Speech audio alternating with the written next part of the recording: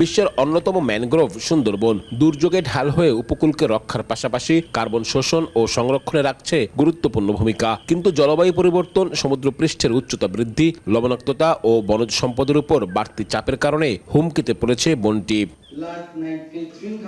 এই বাস্তবতায় সুন্দরবনের কার্বন মজুদের নির্ভরযোগ্য তথ্যভাণ্ডার তৈরি ও বনটির বাস্তুসংস্থানগত গুরুত্বকে আরও কার্যকরভাবে ব্যবস্থাপনার উদ্যোগ নিয়েছে জাতিসংঘের খাদ্য ও কৃষি সংস্থা এবং বন বিভাগ। শনিবার সকালে খুলনা বিশ্ববিদ্যালয়ে আয়োজিত ইনসেপশন ওয়ার্কশপের মাধ্যমে আনুষ্ঠানিকভাবে শুরু হলো blue carbon for the future প্রকল্প।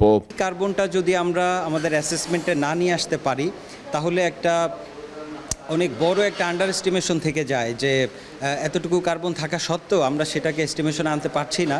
নতুন এই প্রকল্পের আওতায় গবেষণার মাধ্যমে জাতীয় কার্বন হিসাবের অনিশ্চয়তা কমানো এবং ভবিষ্যতে সুন্দরবন সংরক্ষণ, পুনরুদ্ধার ও ব্লু কার্বন প্রকল্পে বিজ্ঞানভিত্তিক সিদ্ধান্ত নেয়ার সুযোগ তৈরি হবে। নিয়মিত বিরতিতে যদি এই ডেটাটা নেওয়া যায় তাহলে কিন্তু আমরা বুঝতে পারি যে সুন্দরবনের বা ওই বনের ওই জায়গার কার্বন কন্টেন্ট কি বাড়ছে না কমছে, আমরা ভালোর দিকে যাচ্ছি না খারাপের দিকে যাচ্ছি। সেমিনারে সুন্দরবন সংরক্ষণে গবেষণা ও তথ্য নির্ভর পরিকল্পনার উপর জোর দেওয়ার কথা বলেন পরিবেশ, বন ও জলবায়ু পরিবর্তন মন্ত্রণালয়ের প্রতিমন্ত্রী ডক্টর শেখ ফরিদুল ইসলাম।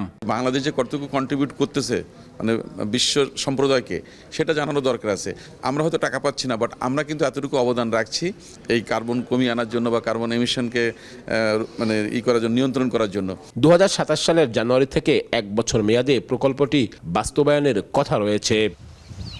আব্দুল্লাহ আল মামুন রুবেল, সময় সংবাদ, খুলনা।